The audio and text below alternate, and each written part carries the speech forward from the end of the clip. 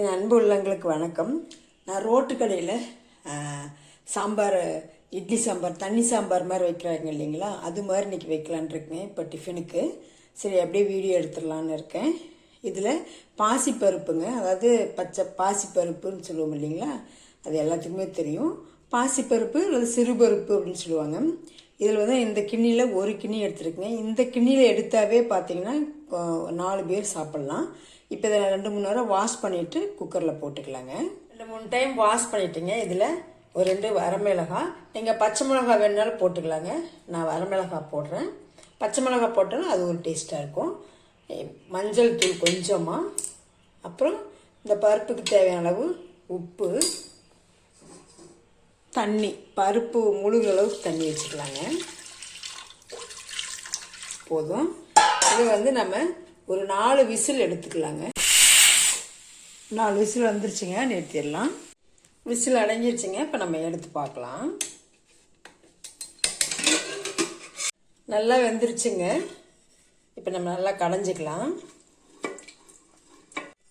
ரொம்ப மைய கடை வேண்டாங்க, இந்த அளவுக்கு கடைஞ்சா போதுங்க. இப்போ நம்ம குழம்பை தாளிக்க ஆரம்பிக்கலாங்க.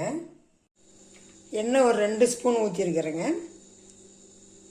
நம்ம கட்டி பெருங்காயம் போட்டுக்கலாங்க. கட்டி பெருங்காயம் இருந்தால் போடுங்க, இல்லைன்னா நீங்கள் குழம்பு இறக்க போகிறப்ப தூள் பெருங்காயம் போட்டுக்கோங்க. கட்டி பெருங்காயம் நல்லா பொரிஞ்சிருச்சுங்க. இப்போ கடுகு போட்டுக்கலாம். கடுகு பொரிஞ்சிருச்சுங்க. வெங்காயமும் ஒரு கொத்து கருவேப்பிலையும் போட்டுக்கலாம். நல்லா வதக்கிக்கலாங்க. வெங்காயம் நல்லா வதங்கிச்சுங்க. ஒரு 2 தக்காளி போட்டுக்கலாம். இந்த சாம்பாருக்கு நம்ம புளி ஊற்ற மாட்டோம், அதாவது ஒரு 2 தக்காளி போட்டுக்கலாங்க. நல்லா கழிஞ்ச தக்காளியாக இருந்தால் 2 பழம் போடுங்க. நம்ம இந்த தக்காளியும் வெங்காயம் வதங்கிறதுக்கு மட்டும் கொஞ்சமாக உப்பு போட்டுக்கலாங்க. ஏன்னா நீங்கள் வந்து பருப்புலையும் போட்டுருக்கணும், இதுக்கு பார்த்து போட்டுக்கோங்க. தக்காளி இந்த மாதிரி நல்லா அப்படியே மைய நல்லா வதங்கிருக்குங்க. வதங்கினதுக்கப்புறம் நம்ம அதில் ஒரு 3 கப்பு தண்ணி ஊற்றிக்கலாங்க. இதில் நம்ம 1 ஸ்பூன் குழம்பு மிளகா அப்படி போட்டுக்கலாங்க. இதுலேயே நம்ம ஜீரகம், கொத்தமல்லி இதெல்லாம் வறுத்து போட்டுருக்கோம் இல்லைங்களா, அதனால் அது சூப்பராக இருக்கும். அப்புறம் கொஞ்சம் மிளகுத்தூள் போட்டுக்கலாங்க. இதுலேயே நம்ம கொஞ்சம் கொத்தமல்லி தழை போட்டுக்கலாங்க. நல்லா இந்த கொத்தமல்லி தழை போட்டு ஒரே ஒரு கொதி மட்டும் வரட்டுங்க. நம்ம மிளகா அப்படிலாம் போட்டுக்கிறோம் இல்லைங்களா, கொஞ்சம் ஒரு கொதி வரட்டும். இல்லை இன்னும் இங்கே உங்களுக்கு வந்து காரம் அதிகமாக வேணும்னா வரமிளகாத்தூள் கூட போட்டுக்கோங்க.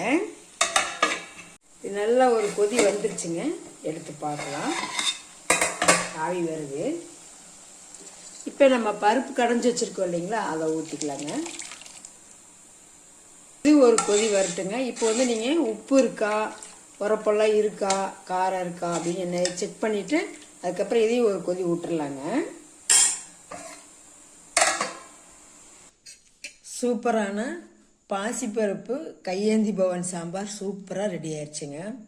இந்த சாம்பார் வந்து நீங்கள் இந்தளவு நான் சொன்ன அளவு படியே நீங்கள் போட்டீங்கன்னா இதுவே 4-5 பேர்த்துக்கு ஆகுங்க சாம்பார். அவ்வளோ சாம்பார் வைக்க முடியும். இந்த சாம்பார் வந்து இட்லி, தோசை எல்லாத்துக்குமே சூப்பராக இருக்குங்க. ஆனால் நம்ம பார்த்தோம்னா நம்ம ரோட்டோர கடையிலெலாம் பார்த்தா அவ்வளோ சாம்பார் நம்ம வந்து திக்காக வைக்கிறோம், அவங்க வந்து தண்ணியை மாதிரி தான் வைக்கிறாங்க. அதனால் எவ்வளோ டேஸ்ட்டாக இருக்குது பார்த்தீங்களா. அதனோட ரகசியம் இதுதாங்க, வேற ஒன்றும் இல்லை. ரொம்ப சிம்பிளாக ஈஸியாக செய்கிறாங்க, அவ்வளோதாங்க.